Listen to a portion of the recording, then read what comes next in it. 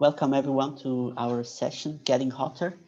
So this is a joint session with colleagues from the Singapore ETH Center and also from the World Bank. My name is Jonas Jorin. I'm the co-director of the Future Resilient Systems program. And this is a program focusing very much on resilience in urban systems and how do we make cities more capable to deal with either known or unknown disaster events or risk events. I would like this session to be done in a way that we can interact with each other. And as a result of that, I would like everyone to quickly introduce themselves, and at least among those who are presenting. So I would like to have Kai Kaiser to introduce himself, then also Yi Wang and Michael Yos. Over to you. Hi, I'm Kai Kaiser. I'm a senior economist at the World Bank, based out of Vietnam, and currently actually in Ho Chi Minh, which is very near the Mekong area. And just to say, I think one of the genesis of this work also with ETH was that we were working a lot on public infrastructure issues, and we're finding that I think having digital workflows to evaluate some of these new investments and user-centric would be a very useful tool to sort of engage practically, particularly in areas such as the Mekong. So it's great that we've been able to work with Singapore ETH, which I'll turn it over to now, to advance some ways of bringing user-centric ways of assessing climate change in public investments. Jonas, over to you. Thank you, Kai. Let's go to E and then to Michael. Morning, everyone. Afternoon or good evening, wherever you are. I'm a postdoc researcher working in future resilient systems at Singapore ETH Center. So my expertise is from the transportation engineering aspect. And since last year, July, we've been carrying out a series of use cases to promote the significance of incorporating resilience thinking in infrastructure management. And later, I'll be more than happy to show you with our results and findings over all this period. And thank you for attending this session. Thank you, Michael. Hello, my name is Michael Yos. I'm a project leader at the Singapore ETH Center and the lead developer of Earthscape, the tool that has supported part of this research and that will be giving a short demonstration at the end of this session. Thank you all for joining us. Thanks a lot, Michael. Thank you all for joining. Now I would like to share the screen. I hope you can see my slides. So today's topic is really about getting hotter. How do we make sure we can screen public investment projects for climate change or against climate change? And how do we use digital mapping platforms?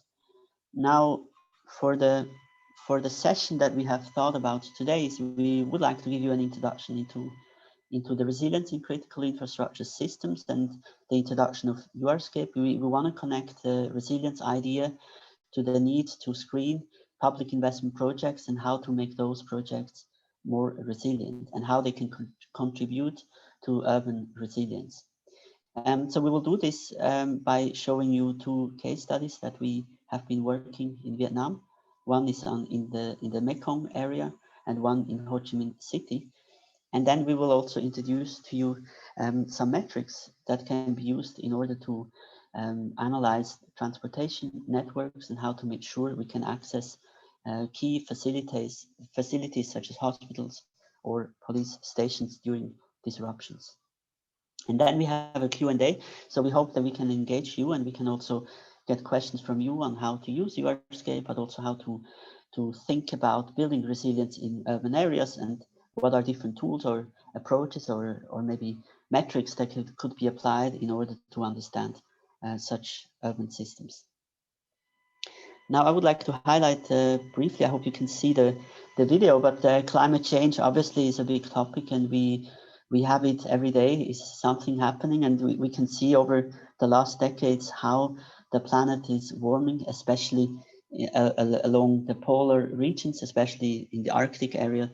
Heating is being increased, and this is something that we need to take into account when we think about public investment projects? Is this something that could maybe affect the potential decision of a public investment project, or do we want to build resilience into that project in order to make sure it can also sustain a different climate? And we are expecting the climate to change over time, and it's not only getting warmer, or in some parts, as you can see here, a bit colder in some parts in some years, but overall we can see it's getting warm, and the change of the climate may obviously lead to different natural hazard patterns.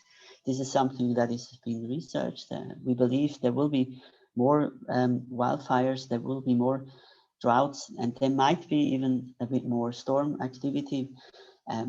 Of course, this is all, or the amount of damage is all dependent on whether we have more assets at risk. And urban areas are the places where we do have a lot of assets at risk, and therefore potential increase or potential stronger or more frequent natural hazards could become an issue. And on those two images, you can see on the left, Ho Chi Minh City, the downtown area of Ho Chi Minh City, and on the right, you can see Singapore, where we are located. And in both cases, you see a strong and very close proximity to the sea. You also see that the water level is, or the building level is about at the same level as the sea, or as in this on the left, the river. So both cities are more or less at the level of the sea, and higher sea level and the rising of the seas would definitely have impacts on those cities. And these are slow onset risks or disasters that may occur in the future. We are also facing more impactful events such as heavy rain, flash floods, and this can occur in those cities, and it could have a huge impact on their functionality. So on this picture from Ho Chi Minh, you can see how the vehicles still move through some flooded areas, but it could also be more water. It could also be that these events occur more often. And then the question is this disruption, do we just deal with the disruption as part of our daily life, or do we say we want to build resilience against this kind of events? And we are trying to visualize this in a mapping approach to see, well, how is the urban infrastructure looking like in connection to a potential disaster or like hazard event? And we want to know then if there are potential disruptions, how they could impact the urban system. Now, before we go into visualizing you with some examples, we should highlight how is the urban area built. And in this illustration, you can see different levels. We have levels that are above the ground. And in this case, we can see that we have buildings, we have roads that are somehow higher up. And this is usually the built environment that is very visible to us. But we also have important networks that are below or somehow above, somehow in between, like power lines or telecommunication. And below the surface, something we often do not see is that we have a water network, we may have a canalization.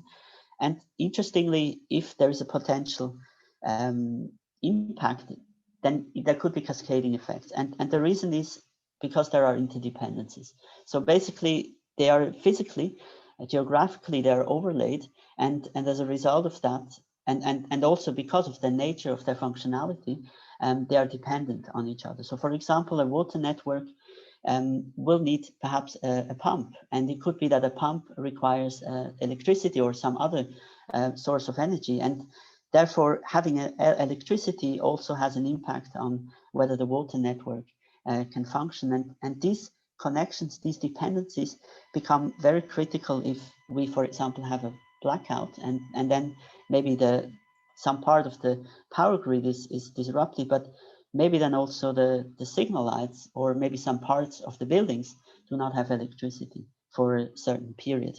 So to understand those interdependencies, we can apply different metrics. We can understand the system in more detail through research approaches, but we can also do a mapping approach. And in this particular examples that we will show later, we'll show you how we can map this.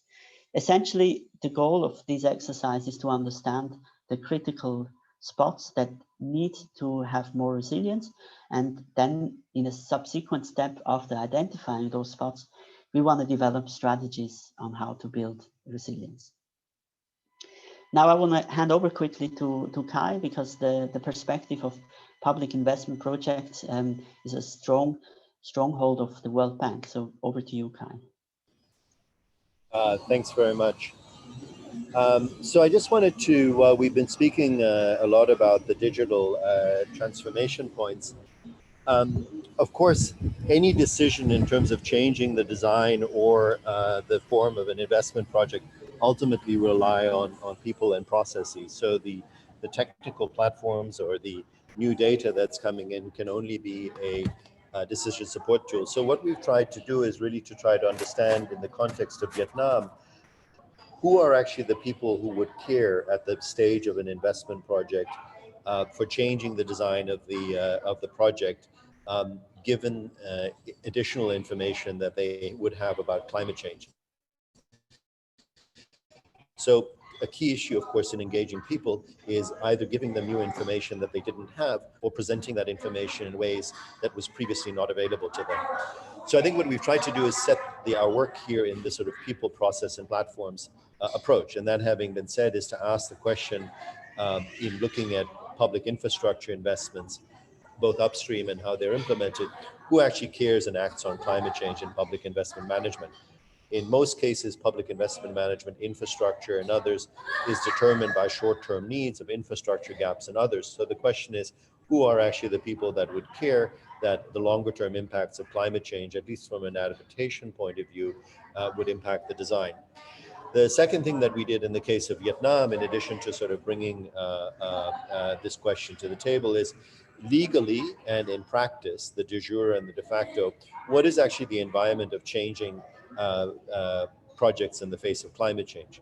So in a lot of more advanced countries, you will see the use of new technologies, you will see elaborate planning, but in a lot of developing countries, the question is still, in terms of the legal framework, but also the de facto practices, are you actually changing projects in any way due to the fact that there may be climate change risks, either in terms of changing temperatures or more extreme weather events and others coming? So we asked really what was the process, the legal one, and conducted a number of background institutional studies. And the final one, I think, is really where we've tried to bring to bear the understanding, the URscape platform and the data, is really, are there digital workflows that can actually support this decision-making and infrastructure and process? So either in terms of bringing more transparency or more accountability to the process. So it's really both an institutional and a technological perspective to the question of, can you change, or are we seeing changes in the way that investments are being screened and done in these settings, owing to the potential changes, future changes in climate change risks. Next slide.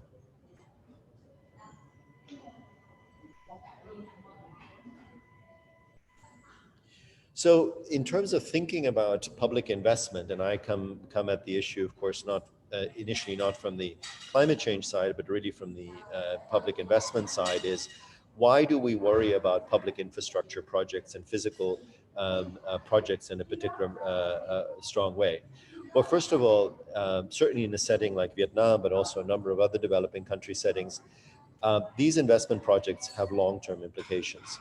They have learned long-term implications on land use impacts, where you build, whether you build in spread out area, exposed areas, either flood risks or others, of course, has long-term lock-in effects of where development will take place, particularly if you're looking at such things as roads or even flood protective infrastructure. The second is you actually do need to complement existing development plans to be impactful. So just building a road in one point is, of course, not a point infrastructure in itself. It's part of some network thinking about the kind of spatial footprint that the public investment programs have.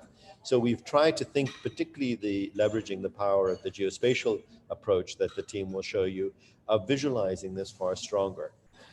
The infrastructure, of course, needs to be resilient, but you cannot build it in such a way that it will survive every impact. So the questions that we've had in terms of this work is, are you building for 100 years, or are you building for scenarios for 50 years? the use of sort of more digital engaging platforms also is around building public support. Now, this may be more advanced in more advanced countries, Europe, the Netherlands, and others. And we're seeing that these presentational tools are actually being used to garner public feedback or public support. So we find that using these digital tools can be incredibly powerful. And of course, I think ultimately the use of public infrastructure projects are a huge consumer of public resources and debt. So thinking about how these are screened and built for the longer term, including for climate change adaptation, in addition to, of course, mitigation, is an important factor. But practically, what can you do to set these investments in context? So this has really been about trying to identify what are the actual data and information that can be brought to bear when often there's a great deal of uncertainty in a given location. For example, in an area like the Mekong, where I am currently traveling, about what the kind of implications are. And then, of course, what is the information that you actually have about the physical footprint of these investment projects? So this is the kind of work that we've been trying to bring together through the use of these digital platforms. Next slide.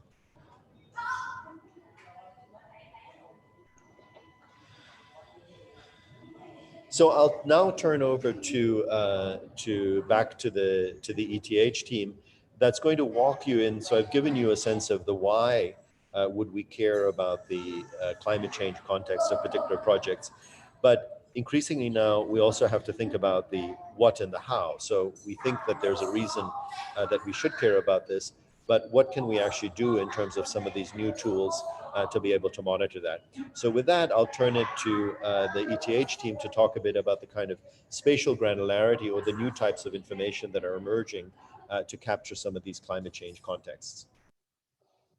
Thank you, Kai. So I think this is exactly the point. So now how do we proceed with this? And now, in order to become more tangible, we want to know, so what is the climate change going to look like in the future? And in this example, the World Bank provides a climate change knowledge portal where we can see the return level of a 5-day precipitation for 25 years. And we can see a scenario for 2020 to 2039, and we can see that the granularity of these scenarios or of this forecast is still rather coarse. I mean, we see 111 kilometers cell size, and then on the right side, you see a planned canal waterways project, which should somehow widen and deepen an existing canal in Ho Chi Minh City. The World Bank is planning to fund such a project in this part of the Mekong Delta. And the question now is, can we use climate change data in order to discuss whether this project is resilient against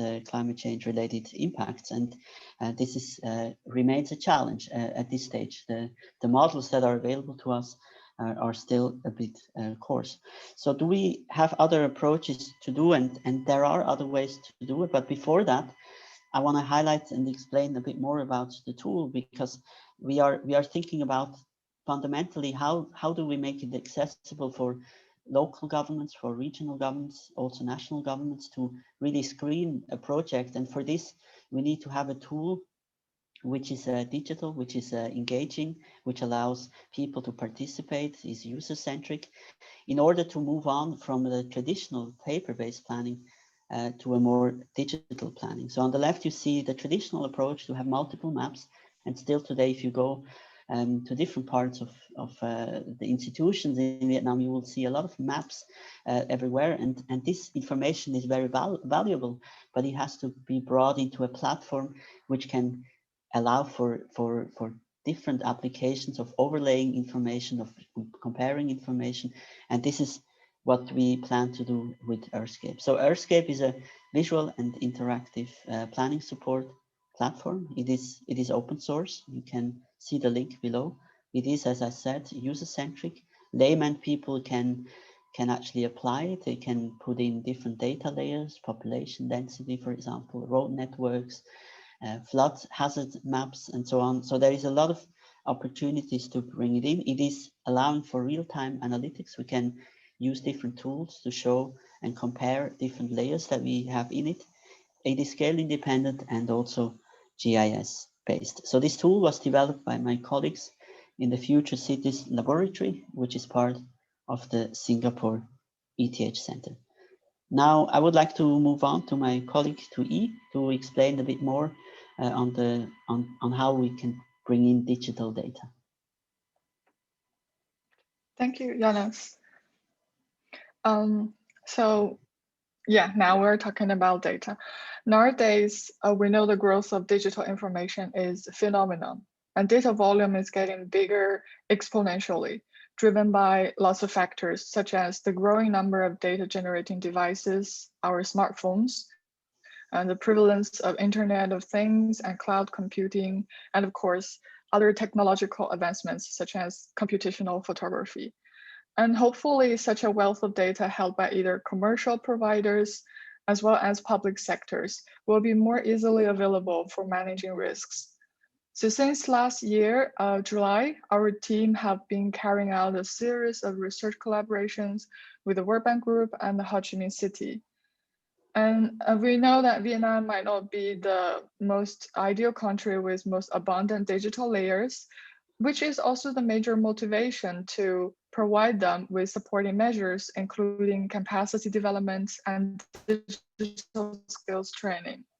So we have made use of current available data sets, mainly from the commercial providers, such as free information from Google Maps, and the most prominent open volunteer geographical information platform, OpenStreetMap, as well as the great support from the World Bank Group with the formal data on flood hazard from FATSM. So with all this, we have created tangible use cases using disruptive technologies and our Eurscape planning tool to demonstrate the significance of incorporating resilient thinking into the public infrastructure planning. Next slide, please. So given what we have, how to identify the risks is the next question. Since disasters are not always preventable, we hope to provide certain insights on the identification of critical infrastructure elements, such as road links in the transportation networks, and then prepare the city with contingency suggestions in order to maintain, for example, the essential critical services, the medical services, and emergency responses provision. So here is an example illustrating the digital workflow for a medical service lifeline analysis under the pluvial flooding risks. So first, we have acquired the location information of critical facilities, here the hospitals, for example, and then from the Google map.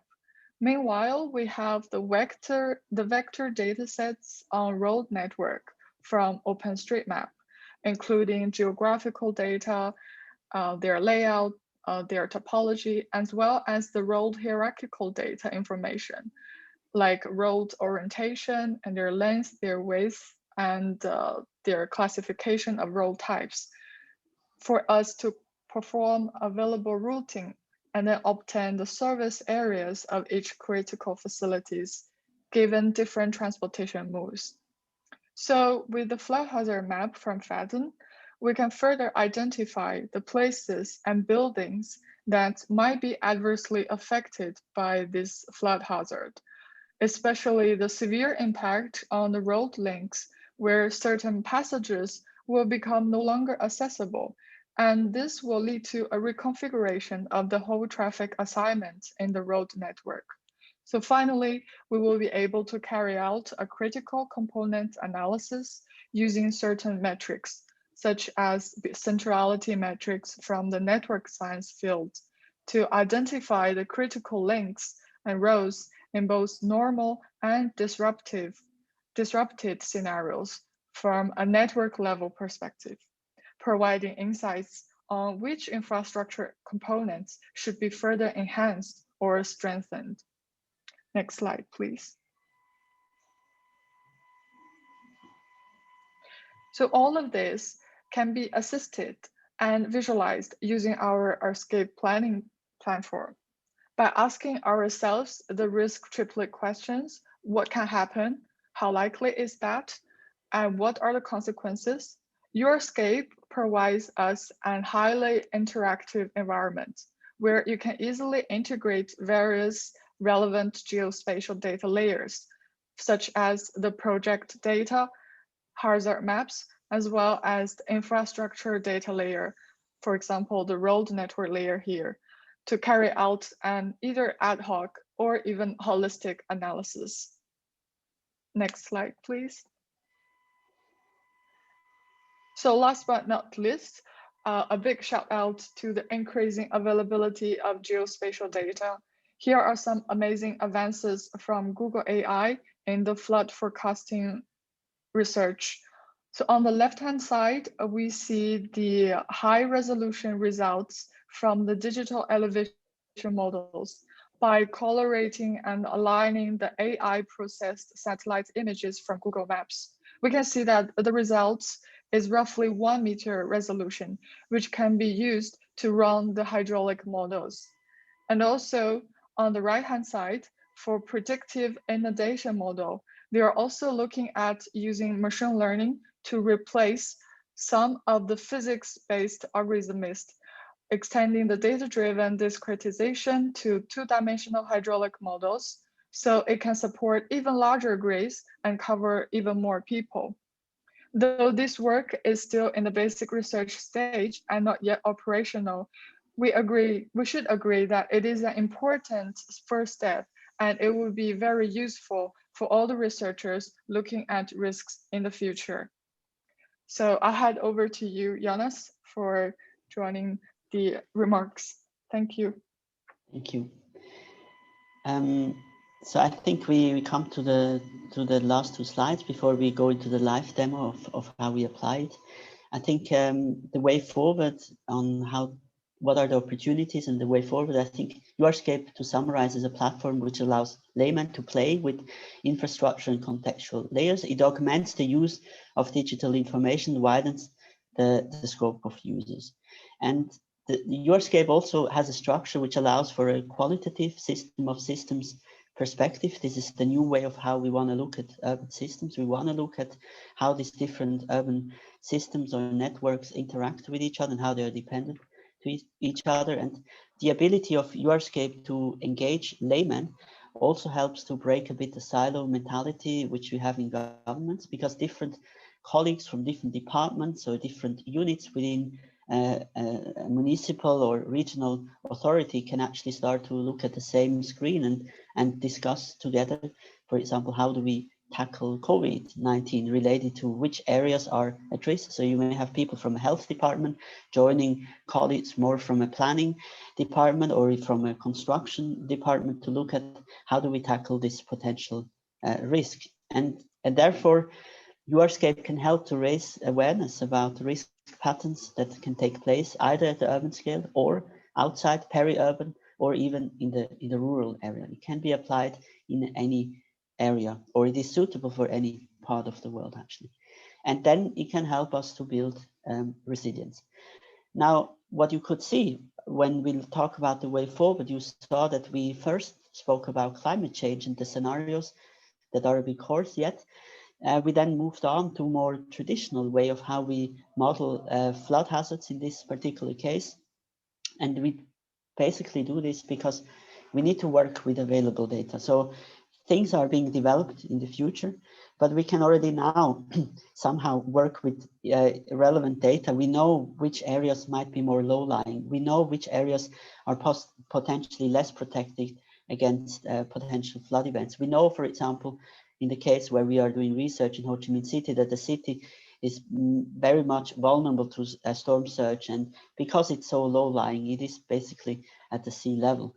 And this is why we should actually already now work on it. And the models that are using AI will be developed over time, and gradually, once available, can become an important part of the URscape dataset. So the idea of URscape and also of our approach and the work we do together with colleagues from the World Bank is to really bring local and international partners together to share this available information. It is not only the World Bank that has a climate change knowledge portal, it is also other providers that share information, as we have shown.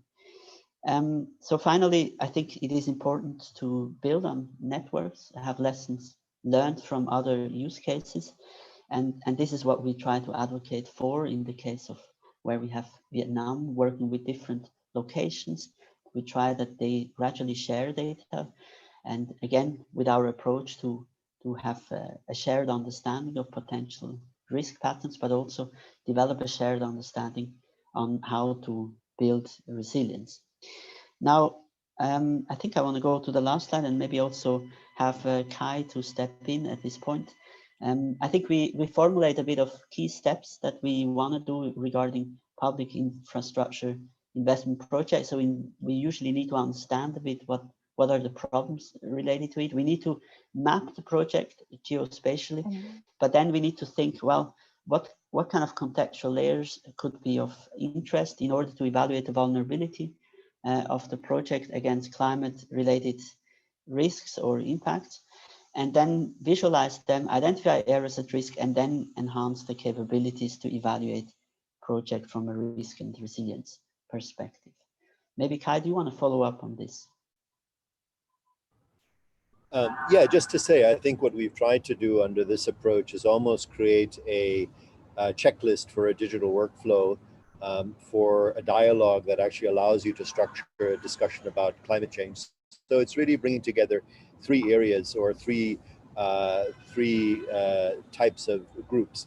The first one is, of course, the traditional group that is concerned with the public investment and the location. And there, what we've really tried to do is to encourage them at one level to overlay their information about the projects with some of these exciting digital layers that are emerging in the space that Yi has already affected to, but even some of the more basic geospatial contextual layers. So I think what we find that often in our dialogue, even that basic information about what is the spatial footprint or the beneficiary footprint of a project doesn't exist. So part of the dialogue with a tool like URscape is actually encouraging that audience to be able to bring that to the digital table, so to speak.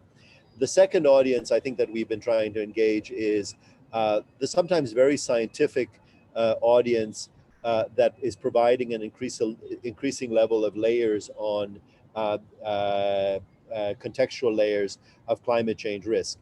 And I think what we find is that often our counterparts are in some ways overwhelmed, or even our colleagues are overwhelmed by a number of the layers that are currently available in terms of how the local context might be changing. So what this platform has tried to do is try in some senses to provide a curated, but very much up-to-date and frontier set of layers that practitioners can use. And I think the final sort of group in this dialogue has really been the types of groups like Singapore ETH that could then assist these two groups in terms of seeing the so what. What are the implications and how might my project be impacted, or how could my project be impacted if I overlay it with the contextual layers? And I think the examples that the Singapore ETH team will provide are not meant to say this is exactly what was recommended for the project, but merely to have opened up a dialogue by bringing together the layers of the digital footprint of these projects with the actual contextual layers. So hopefully one way of advancing the kind of dialogue around climate change and climate change resilience screening in a very practical way. Back to you, Jon. Yeah, so now we have spoken a lot about this URscape tool, so we are maybe interested to know how it looks like. And for this, I would like to hand over to Michael. So I will stop sharing the screen and we go into the demonstration of URscape.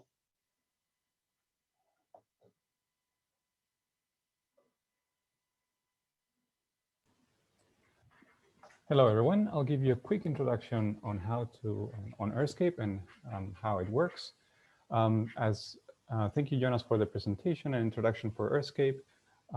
So it's a planning support tool. It's open source. You can download it from the website for free or even play online with it. How it works roughly is that you can combine and overlay different tools, different layers, sorry. These layers are, for example, here on my left side, grouped by different categories. And I'll give you a brief example with population density. This is a layer that we can see here on the map, and the bright right areas are areas with denser populations. And we can even refine that by filtering our data.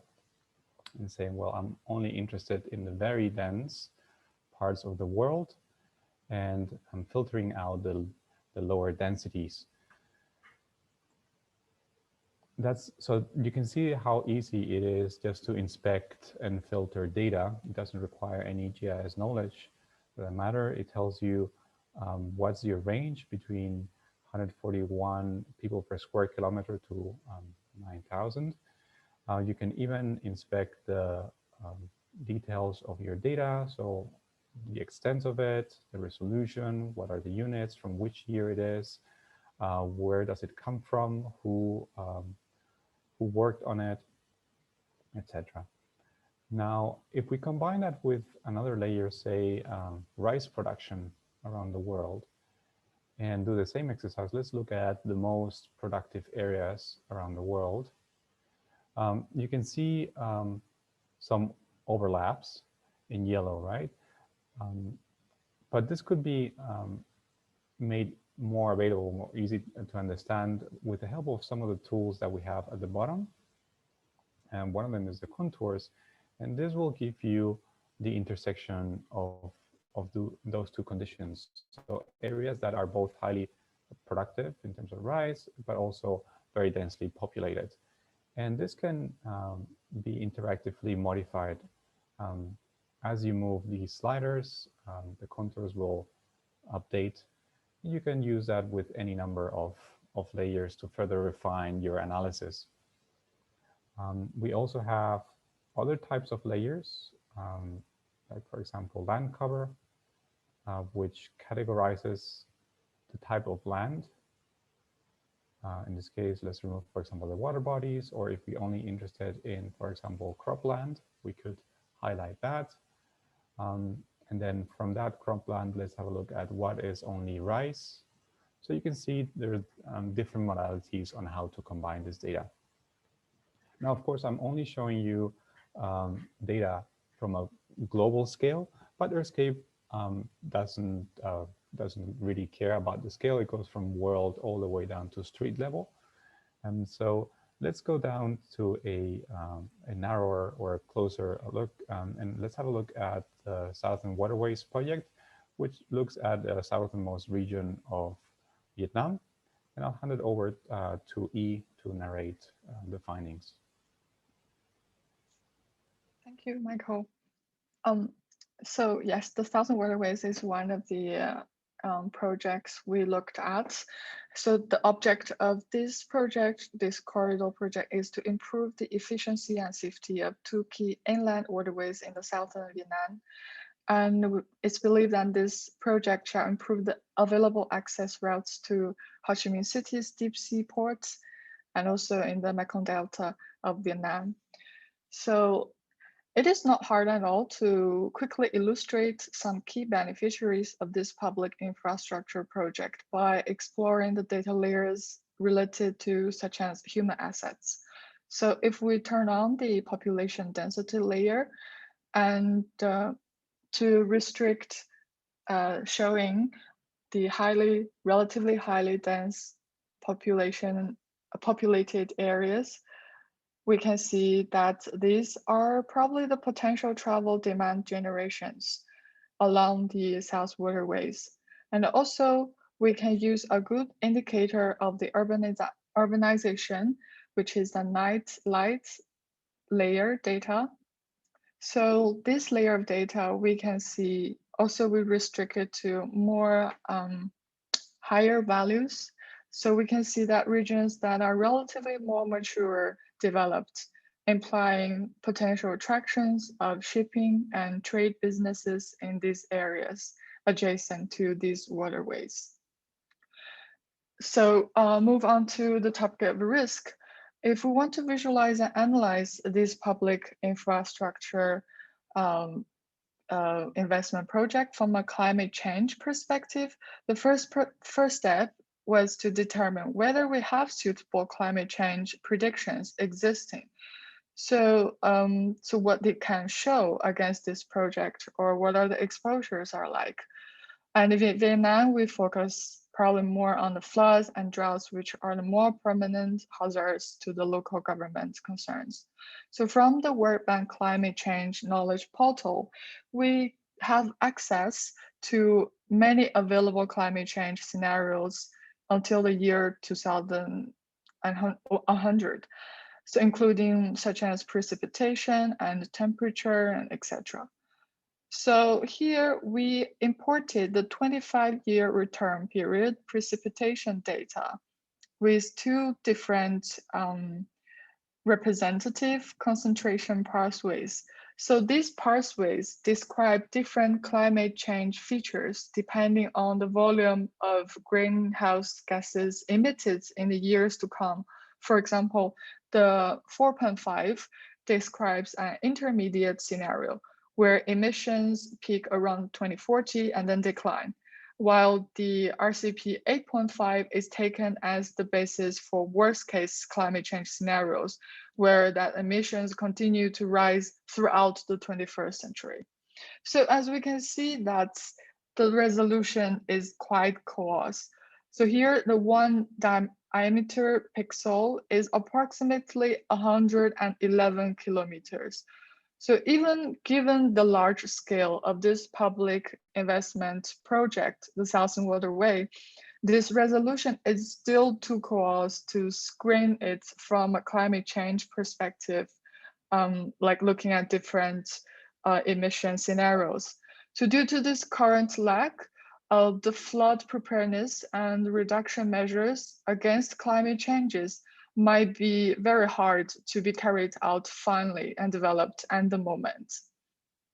However, to adapt to the lack of available fine-grained climate change scenarios, we also accessed the European Space Agency historical precipitation, daily precipitation, and also the drought-related data.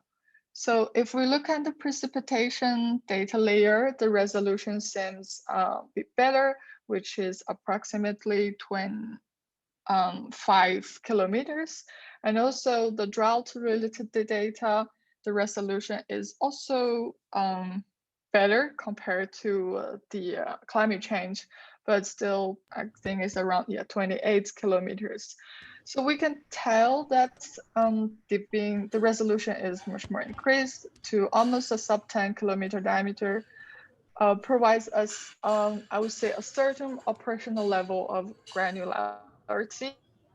And if we look at the drought layer only, and if we limit the drought index value lower than minus 1.5, which indicates the risks of exposing to severe and extreme droughts. So for a Southern Waterway project to go smoothly under such risks, we might need to consider, is there enough water depth in the water body that to make sure the smooth service of the Southern Waterway.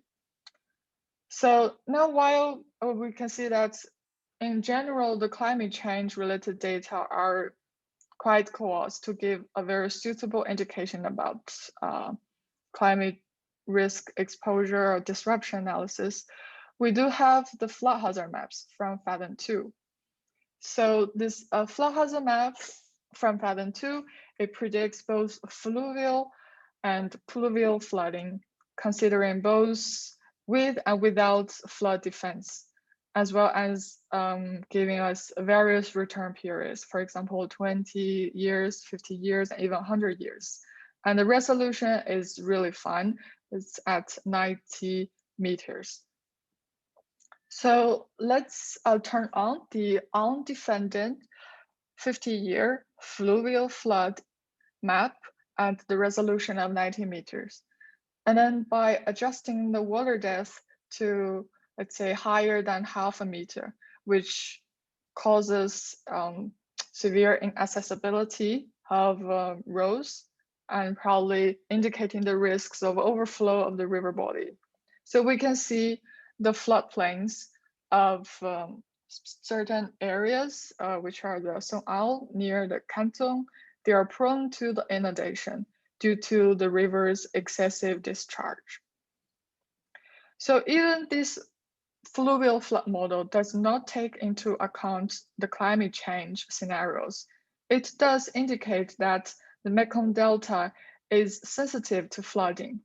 And over time, these types of models may also provide users with possible climate change scenarios, hopefully. So projected increases in rainfall and runoff due to the climate change will definitely have implications for future floodings, such as higher frequency or intensity of such a 50-year flooding. So from a resilience perspective, we may think that planning for adaptation measures, such as enhancing the drainage capacity of the canal system around the canton area and incorporating the climate change factors in their engineering designs. So let's move on to a next project that we looked into, which is the BRT project in Ho Chi Minh City.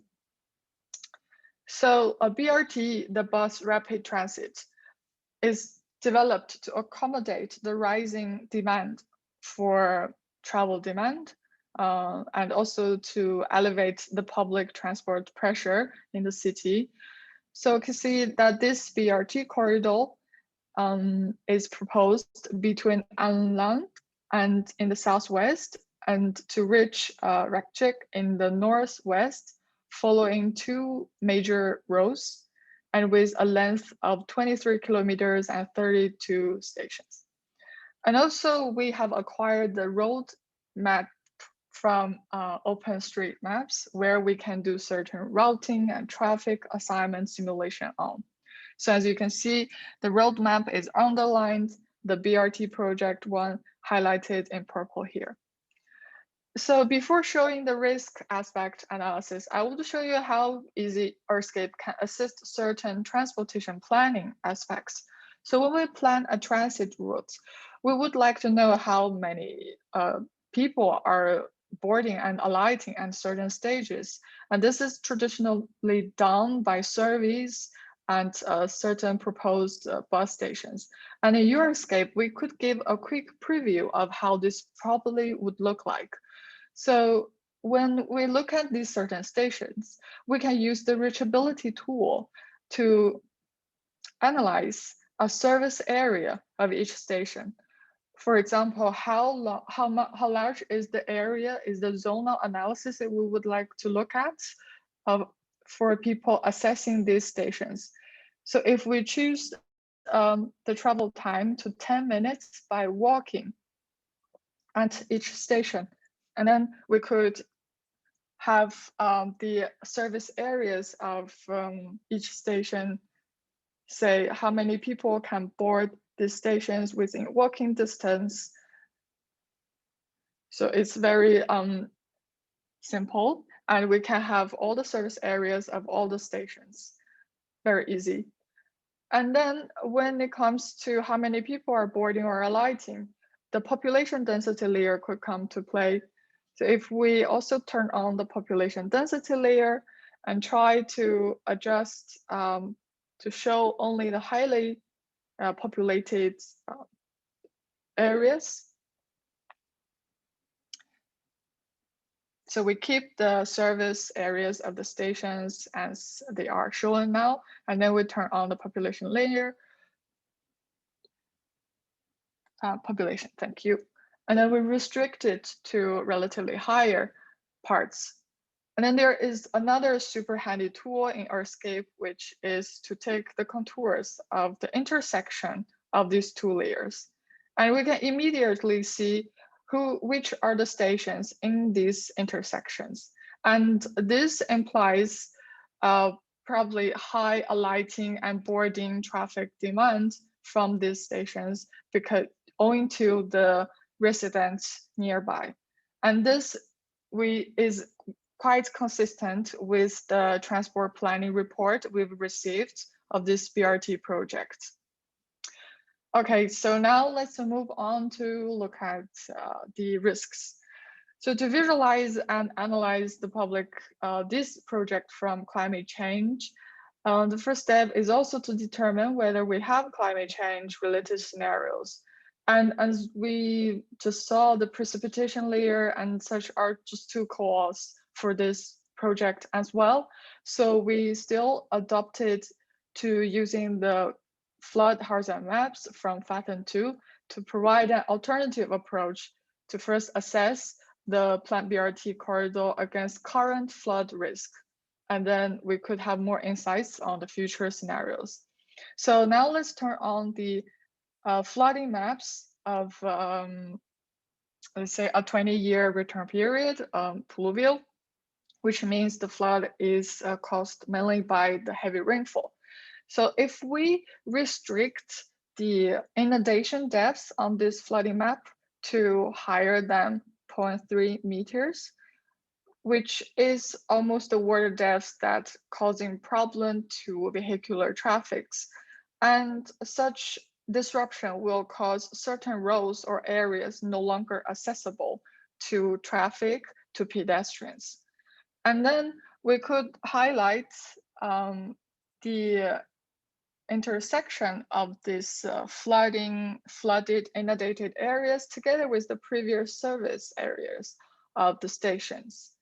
And again, if we take a contour, which is the intersection of these two layers, we can quickly identify where are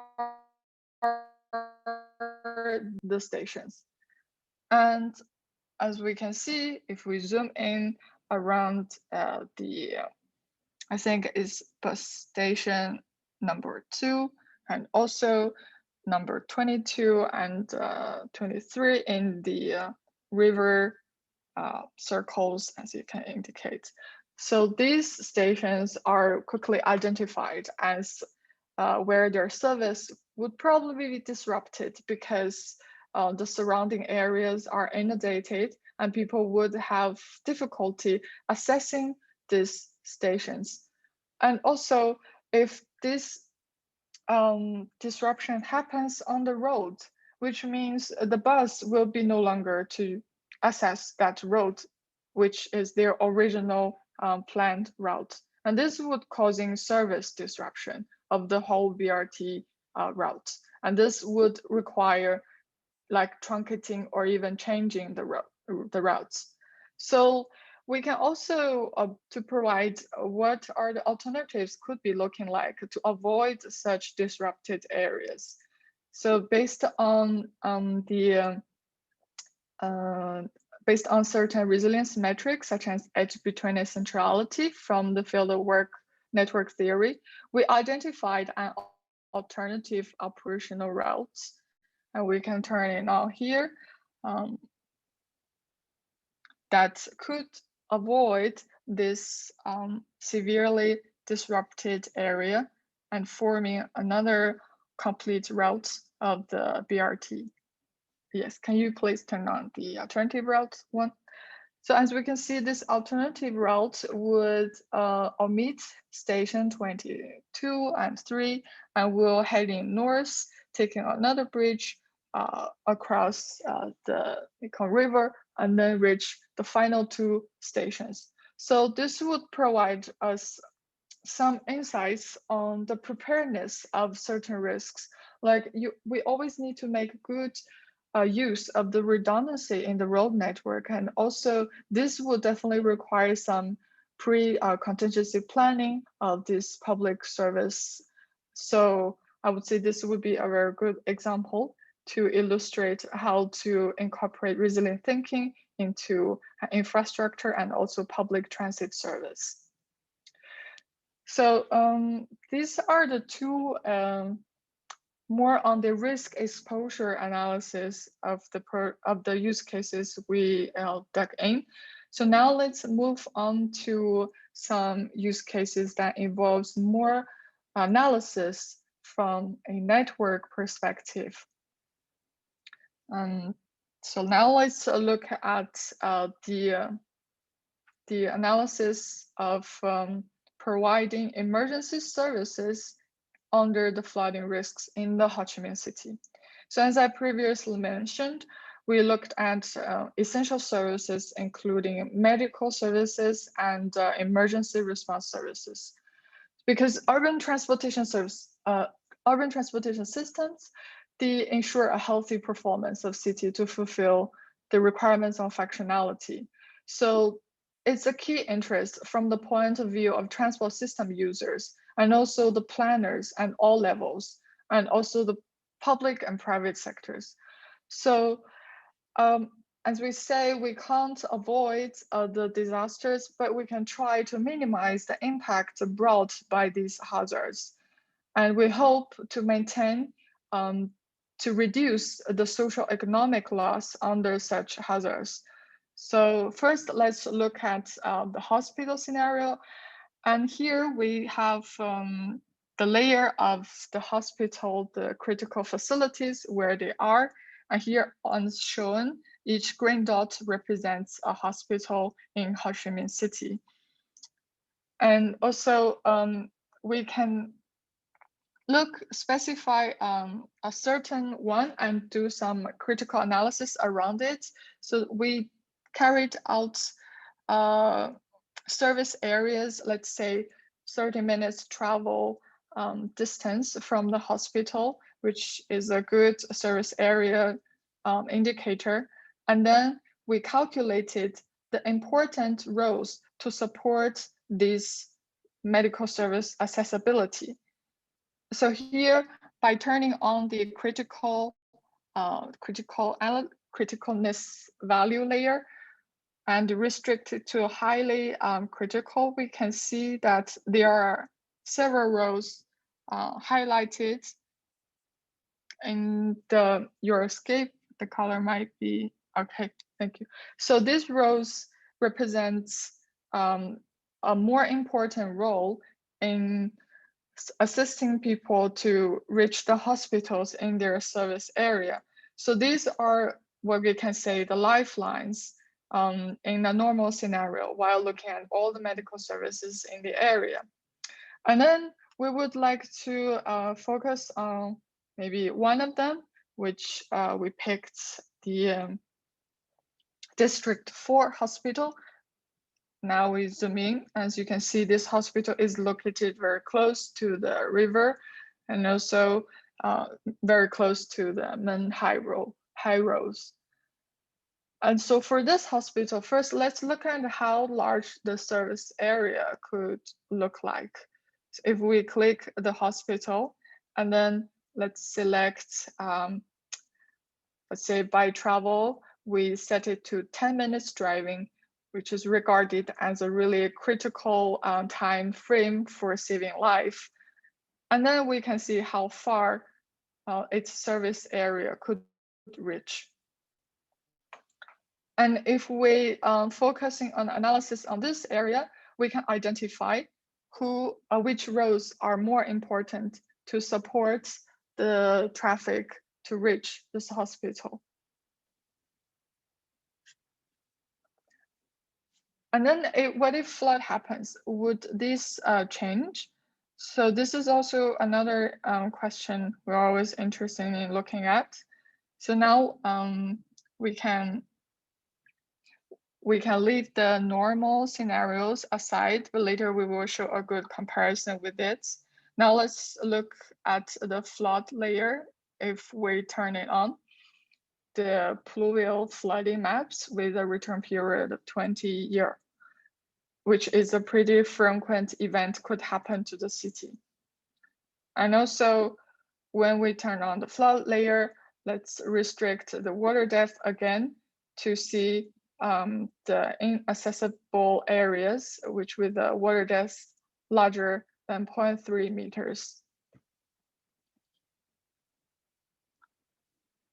So here we can see there are quite a number of roads around this hospital are in the flooded areas, especially some main roads after the river, on the right side of the river.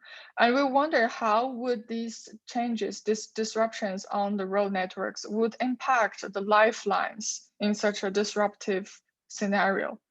So we also carry out again the critical component analysis for this disrupted road networks. And then we can have it now to turn it on to show how are the critical lifelines looking like now?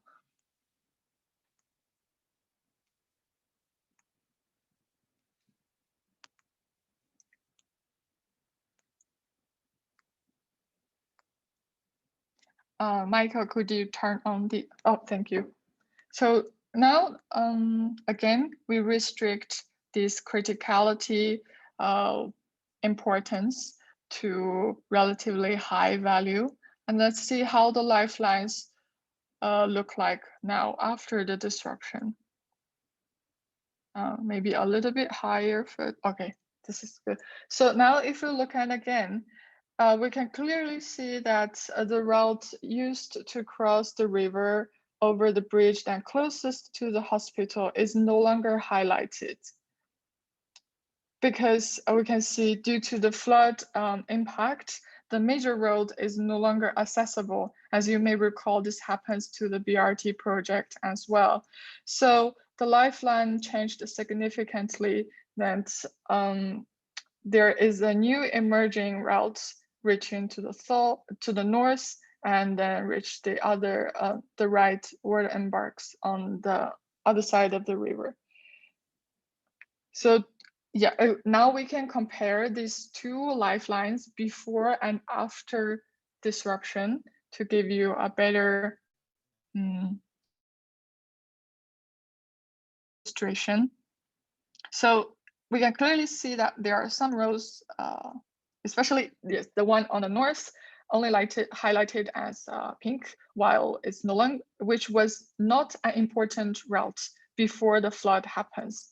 This gives us some advice on the emergency or contingency aspect of the route planning, that some roads were not really that critical supporting a normal city's functions. But when certain hazard hit the city, this new lifeline might emerge, and we better keep it in smooth service all the time to prevent extra social economic losses due to heavy congestions happening to these routes. So we may consider to look at these roads and clear, especially like enhance the drainage system of those roads, and also maybe limit the parking space on these routes to give us more preparedness on such scenarios that might happen in the future. So this is illustrative example of the medical service. Now let's look at the emergency responses, like people not traveling somewhere, or in another scenario that the response team need to reach people at certain areas. So how would this look like under the flooding risks? So in Vietnam, the fire stations and the they belong to the police sector. So in this case, we picked the Ho Chi Minh City Fire Station and the police department, also near the hospital. And for this scenario, we envisioned a case where the emergency team needs to be sent to the flooded areas to carry out maybe a pumping or quick returning to normal service of the road. So in this scenario, we are assuming that the emergency team are going out from the police station to reach out to the areas in need. So first, we would like to identify where are the services, where are the areas in need. And by this, we can also use the flood maps and restrict the water depth from 0.1 to 0.3 meters, which are moderately flooded. So these are the areas that could be using the service from the response team to quickly pump out the water and return these areas into normal service or almost normal services. So here we can see that these areas are highlighted very easily using the contour and the snapshot tools. And these are the areas where we say becoming the destinations of the emergency team. So now, again, we would identify what are the important routes to support such an emergency response. So this involves a more holistic analysis, again, using the critical component method. So we use the betweenness centrality metric to the whole disrupted network to identify which are the important road links to support the accessibility from this police station to all these areas. And again, this shows the overall results, but we can limit the value to relatively high criticality to show us the most important roles in supporting such a service. Maybe even higher. Can we do that? Okay. Thank you. So now also we can identify this quite a number of critical links to support such scenario. So this is also to illustrate some preparedness regarding the flooding risks for the city as well. So in this case, also the government or the planners could easily identify what are the roads to be better in service and maintain a normal level of service in a flooding scenario to support emergency responses from the public sectors. So this whole live demo is to show how interactive and user-friendly our scape are, and it definitely can assist to cater your own taste in the planning or constructing a case or a scenario that concerns you regarding the city planning. Okay, thank you. I'll return the floor back to our other host. Thank you very much, Eve, and also Michael, for showing us the applications that can be done on your scape with projects, but also with access to critical facilities. I think this is bringing us towards the final part of this session, where we really want to engage you and maybe also allow you to give us feedback in terms of how you think about the application of this tool, and maybe whether you think this is also something that you maybe in your context would apply. So we do have a couple of participants in this session, and I would be very happy if maybe some of you either put questions into the chat box or directly come up with questions and just speak. Over to all of you.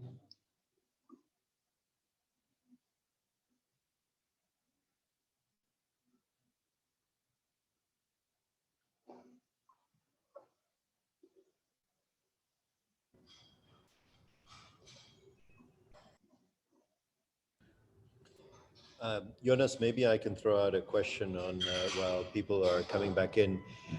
This is a question I've asked the team before. The session is, of course, billed as climate change, which means that some senses is that things are changing versus a sort of perspective where things are uncertain. How do you guys think in terms of when you're communicating with a sort of more lay audience, and especially in terms of pulling back from the more technical, about communicating sort of what are the dimensions of the type of analysis that Yi just presented that have more to do with climate change and these sort of forward-looking changes versus, I think, what we often think of sort of disaster risk and regular things. I don't know if the team could speak a little bit to that and to the extent to which the actual data that you're being provided at the moment or that you're able to inform these types of things sheds light on either the risk side versus the climate change side. Maybe I can start and maybe E can also take over, follow up on this point. I think the situation at the moment is we do have some available climate change models that are very useful to look at particular project, but the granularity remains a bit of an issue.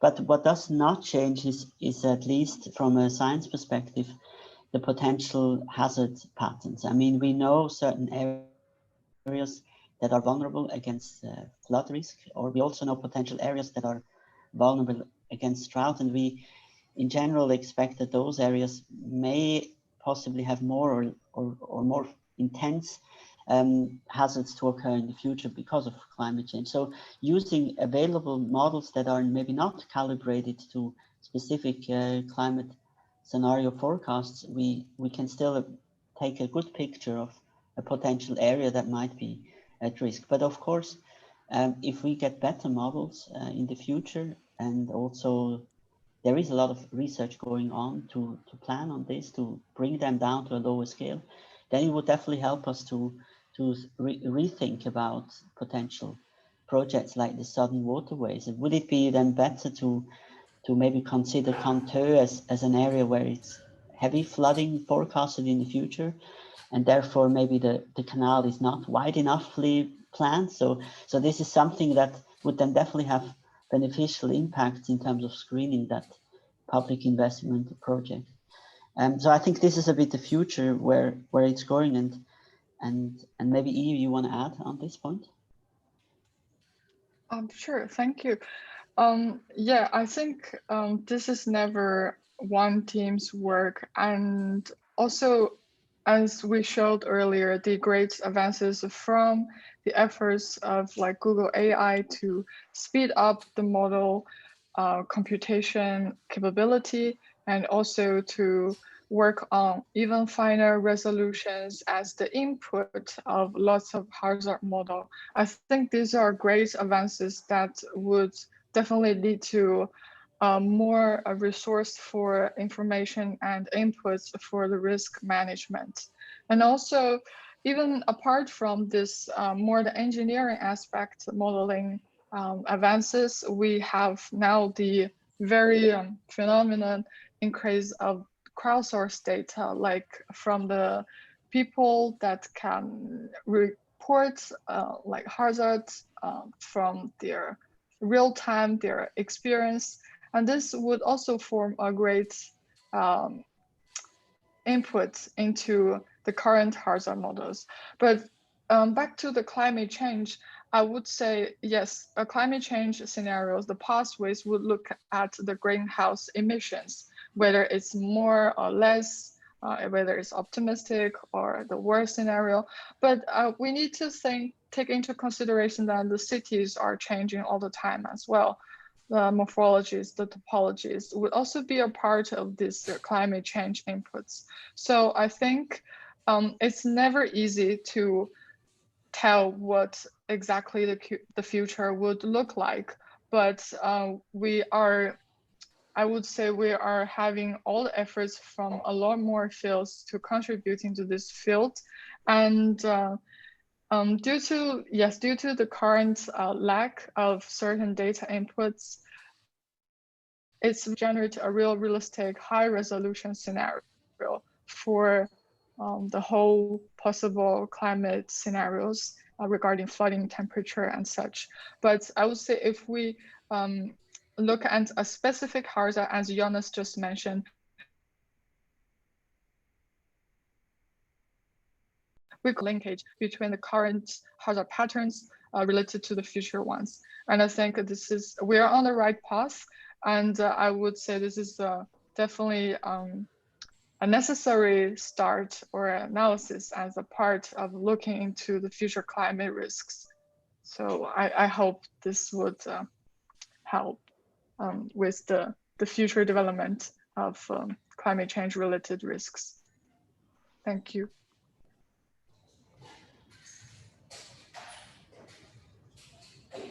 Maybe I don't see yet many questions coming, but just now, that's great. So Rama has a question about, I have a technical question. Can we export the snapshot into map that can be processed again? For example, the government web GIS, so it can be more accessible to reach community. Maybe Michael, do you want to answer this? So yeah, that's a great question. At the moment, it has some export functionality. It allows for high resolution exports, but these are PNGs that we normally use for either presentations, posters, videos, etc. These are generally high resolution 8K images, but we have in our pipeline the ability to export back as a GIS native format where that is a shapefile or a geolocated image. So the short answer is no, but it's in the process. Does that answer your question? You are also welcome to just speak out and join the discussion.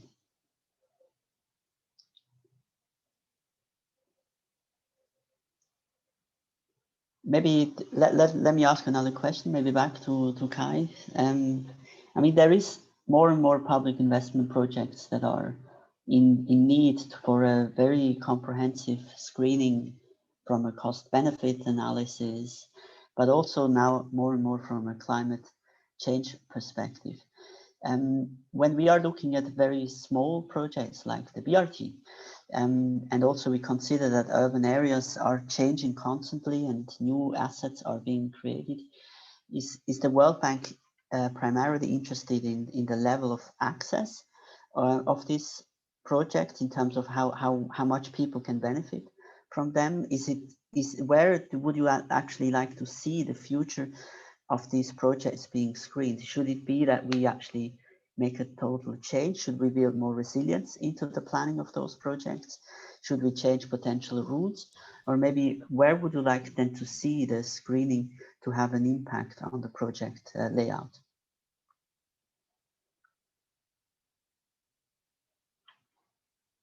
You are muted. I think the question about what gets integrated in the project design ultimately has to be up to the project sponsors and to the government. So I think it's not an issue of sort of what the World Bank sees. So it has a lot to do with project designs, and each project will have its own objectives. Some objectives may be, of course, increasing equity and broadening the reach. If you think about, for example, rural roads projects often meant to ensure some minimum degree of accessibility. If you have urban projects, their cost-benefit analysis is often set on reducing such things as congestion, enhancing accessibility, and others. So I think it's important to remember as we layer on the discussion of climate change, both the mitigation and the adaptation on that, that this is yet another sort of set of criteria or considerations that get added to in terms of the project design and the optimization. So I think one question that emerges, and it'd be interesting to hear from people in the audience, of course, is that has been raised in a number of the case studies that we've been doing. Well, if you aren't even getting sort of some of the more fundamental technical analysis of your project, your appraisal done as part of your mainstream, your traditional cost benefit analysis, layering on climate change considerations may simply be a bridge too far. So to put it in terms of a bridge, should you be more concerned about sort of making sure that the bridge meets an economic need, or to what extent are you then also considering different technologies or screenings or placements of bridges? And is this type of technology actually helpful to do that? I think it's an open question. I think from my perspective, I would say that one of the issues that, of course, we try to do is to work under the assumption that being clearer about the objectives that the project is trying to achieve and bringing in a bit more of these digital tools can help. But again, they have to be very, very simple, because often to move from outside of the lab into the actual day-to-day decision-making process, there's already a lot of inputs going into the decision. So I think I'd respond back, but again, would love to hear from folks in the audience, this is really an attempt to understand that in many of our settings, even the clarity about, is it about scope of benefit analysis, and even this type of very simple GIS analysis that tries to map out the actual beneficiaries of a project in this more spatial manner isn't conducted. So, how can we sort of encourage this type of tool like URScape to do both? One is to simply collect more information and make more explicit the benefit that the project is having, but then increasingly to bring in some of these other dimensions.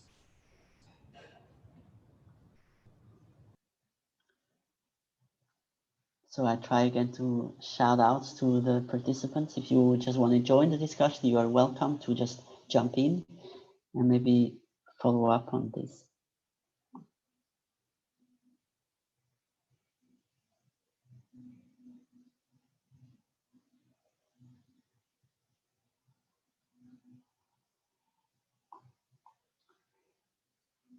All right, I think we maybe want to keep on another 1 or 2 minutes, but we don't want to drag it on too long in case you have other commitments.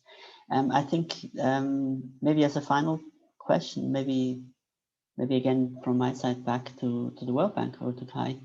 I think the future is not only about doing it in Vietnam. It's about having an application around the world, and I think the future is also to transition from having it locally developed platform towards more cloud application. I think this is something where you see the digital transformation to be the future. We do have different cloud applications. We know Esri is working very much with these applications that are controlled by the provider. Our case is a bit more open source, so it allows for a bit more sharing opportunity, but still there are challenges regarding data access rights and so on. Maybe again, the World Bank has also its knowledge platform, which is a great source to actually see climate change related information. You can also download that information. But where do we actually go? The pathway to the future, is it that we can create massive networks of cities or regions sharing their experiences through a cloud system? Or where would you like to see from a World Bank perspective such kind of public investment screening projects to be done in the future? Yeah, I think a couple of observations on, sort of where are we and where would we like to be. So I think obviously we would like to be in a world where if these major spending decisions are being made, that they are more transparent, that people are looking at it from visual points of view, and that people are actually going through the type of process that Yi took us through. Obviously, it will matter for each project. So I think we were hoping to bring these types of platforms to a broader audience. In terms of the accessibility, I think we've generally taken when I started out, a sort of people, process, technology, and data part of it. The technology or the data that you've presented today, I think, is only a facilitating tool. I think the best thing that we can do, I think, in some certain settings is to allow, to simply make it far more accessible for a mainstream audience to access a lot of these layers um, and, and use them and apply them in that. So in my view, I think perhaps a small but important contribution that this type of work can do is actually significantly reduce the transaction costs or the barriers to access.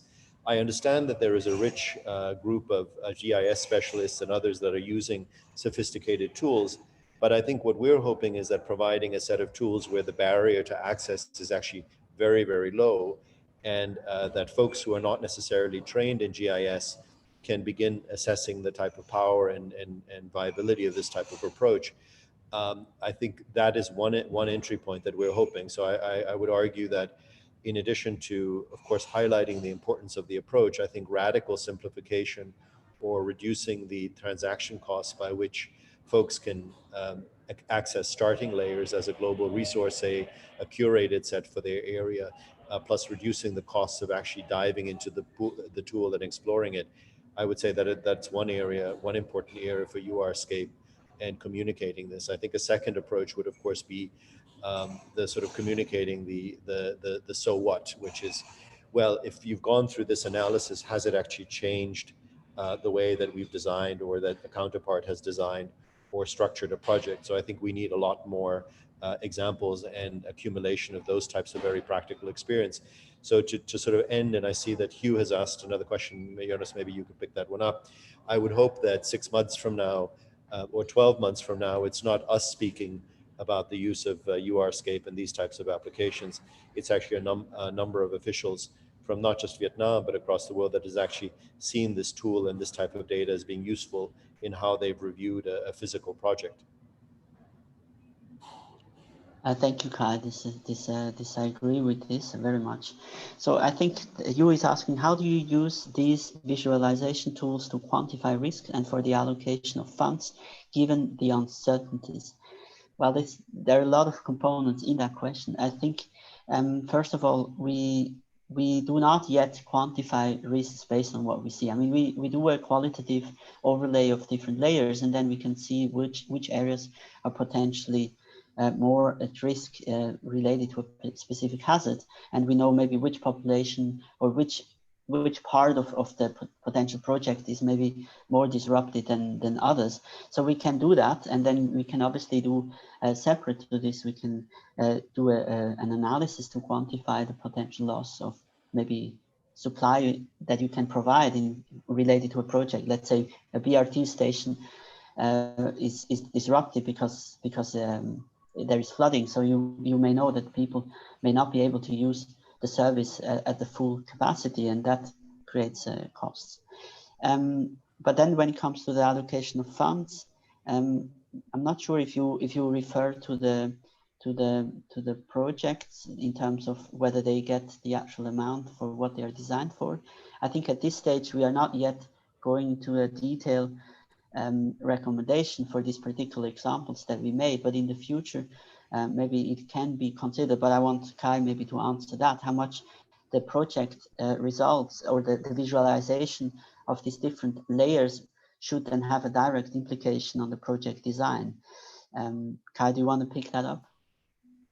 Yeah, I think it's, I mean, to respond to Hugh's question, there are a number of ways in which, if you look at it from a public investment management lens, right, is what is sort of the what we would call the sponsors plus the sort of checks and balances on a project. And so I would actually say that even at a starting point, we're even as more mundane and basic issues that can be brought into the determination of affecting the fund allocation from, say, a Ministry of Finance.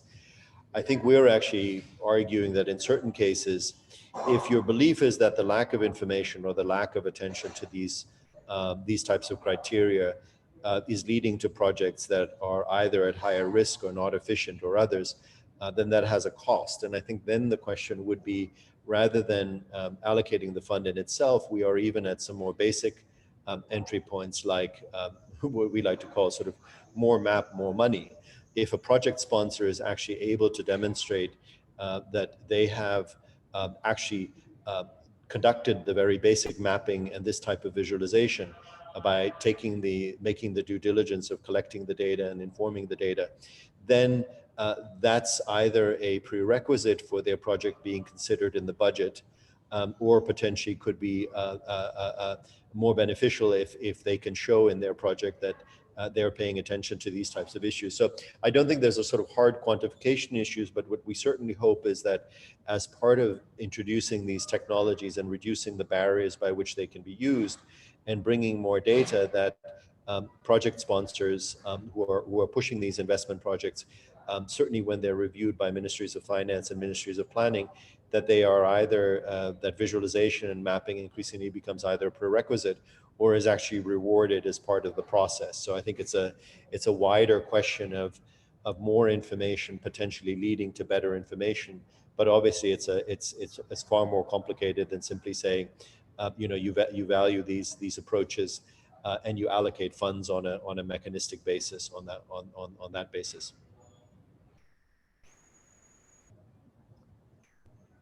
Thank you, Kai. I would like to ask one more time into the audience. Anyone has a final question or any other additional clarification?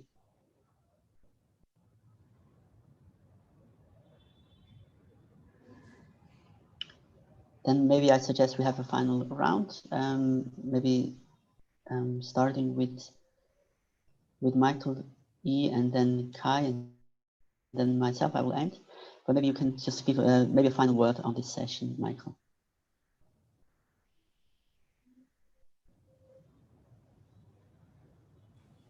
Michael? Yeah, thank you everyone for attending and the great questions. I think that Hugh was right on the point. Like, how do you bridge, from this more technical approach where you join different data sets and visualize and analyze and do the analysis? How you bridge from the analysis to the real world, like allocation of funds and policy making and all that. That's certainly beyond my sort of knowledge. I'm more sort of technically inclined, and I tend to answer to questions such as like how can we facilitate. So one example I can give you is we had an engagement with cities in Indonesia, and the mayor of one of these major cities told us about a problem that they had about the budgeting system that they had, and so they reached out to us on how we would sort of help them tailor a better system, not just to dictate them how they should improve it, but like a platform or a tool that would allow them to bring different stakeholders together and together investigate what are the indicators that would uh, help them decide on a better budgeting system. So these are the kind of tools that I'm usually interested in, sort of trying to bring those two together, the visualization and analysis part to the policy making. Thank you, Michael. Maybe go to E. Thank you. So I think I'll just share a bit more on the my background, which is the transportation perspective related to climate change. So I think climate change, I mean, all the global temperature rise and also flooding, they are going to impact the transportation infrastructures, and there will be additional damages, particularly on those in the coastal low-lying areas like ports, and real infrastructures are particularly vulnerable since they could be even isolated. But when we really look at the practical planning in this field, I would say like the impacts imposed from climate change onto transport, like flooding, I think it's compared to other aspects like the maintenance or capacity improvement, whether these climate change related investment could be a priority or not, it's still a question, and still it requires lots of I would say policy talking and related to the infrastructure managers and decision makers, whether they will understand the issues and then see these risks much involved and how to implement practical solutions. So, and also even we know better about the risks. Like we're talking about pre-hazard phase, and even we know good, we know advanced forecasting and such. There is still a lot of efforts required in the post-disaster. I mean, even something happens, if we cannot prevent it from happening. So there's always efforts required to prepare the crowd, the general communities from such failure, including like preparedness, response, and even recovery.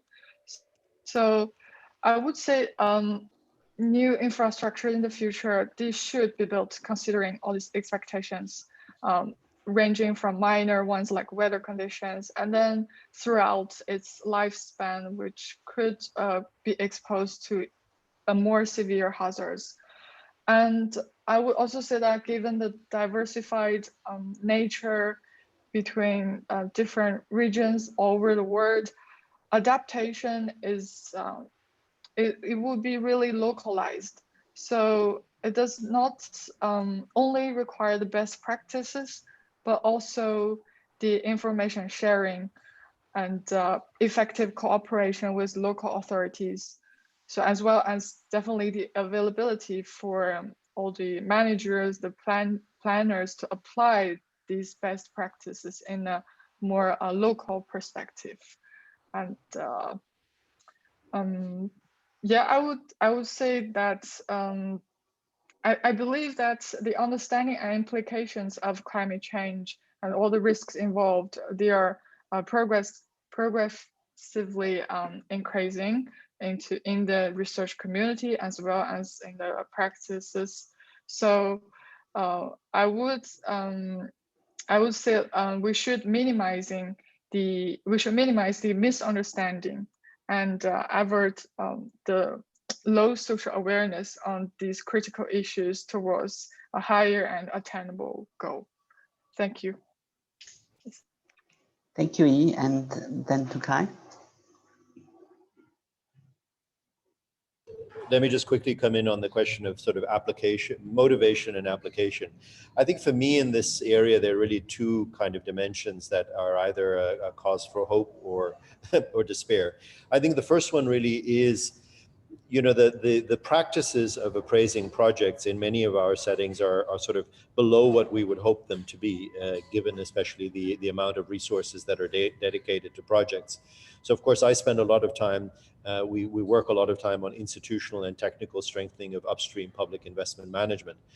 I think my hope in this whole climate change dialogue, and why I think I've also been engaging with it and others, is, first of all, does the climate change or this climate change awareness, together with a number of other factors like digitization, but also concerns about fiscal efficiency and others, does that actually lead to a greater motivation on the part of decision makers that these are sort of important factors? So I do think we have a better job to do at sort of communicating and implying the urgency or the benefit of this. And the question really is, does climate change become yet another thing that is sort of layered on top of processes that are not working very well, or does it in some sense become a catalyst to improve those processes, exactly because policymakers are seeing that if they don't address this, it's going to have significant costs down the line. And so I think the second one that I would end on is really this question about application. And there I get back to sort of very humdrum issues, which is I always, when I review some of these processes, you know, we spend a lot of time and it's very important getting the analytics right. But if you evaluate a situation and you ask a Ministry of Planning or Finance, you know, do you actually have georeferencing of where your projects are going to be, or what the benefit incidence is in terms of population, and nobody's able to get that information on a systematic basis, then that in itself is a pretty good litmus test of the decision making that's going on. I mean, you both you have the information that you wish for, and you have the information that you need, right? So I think asking this question about, do tools like URscape or simplified digital platforms, do they enable that, or do they really clarify whether there is actually a demand for this type of information, in addition to the capability to collect it, is very, very important. But seeing adoption is going to matter a great deal across these different contexts.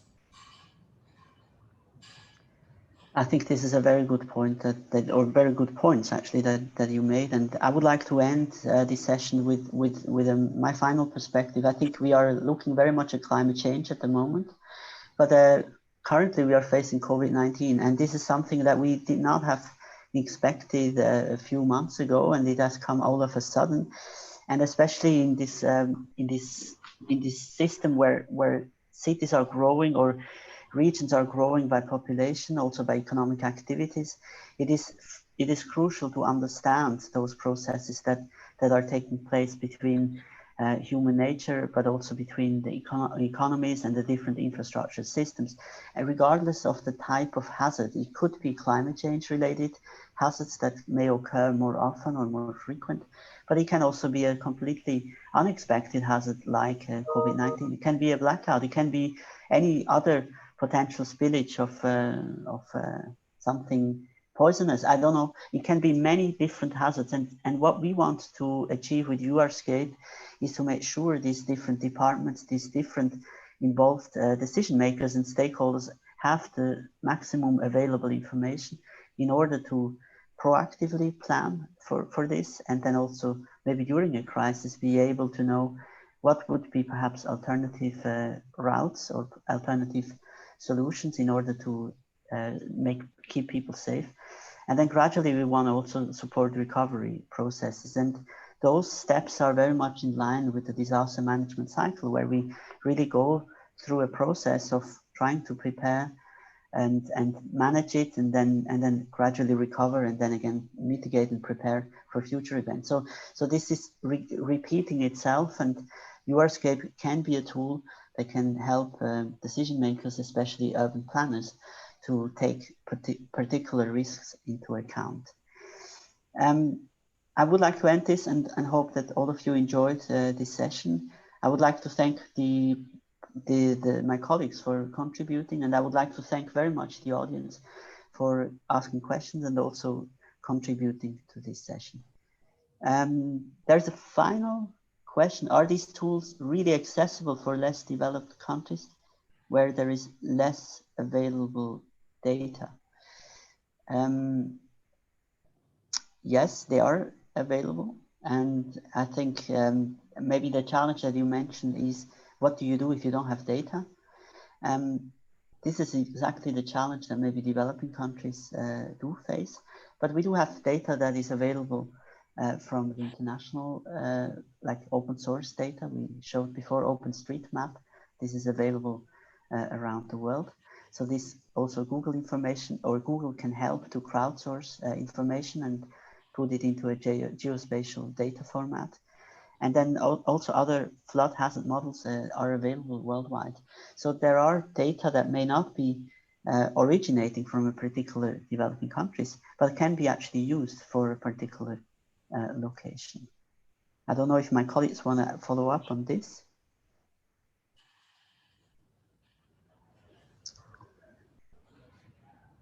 If that's not the case, then I would suggest that we are at this point. Again, I would like to thank you all very much, and I wish you a good day or a good night. Thank you, and bye-bye.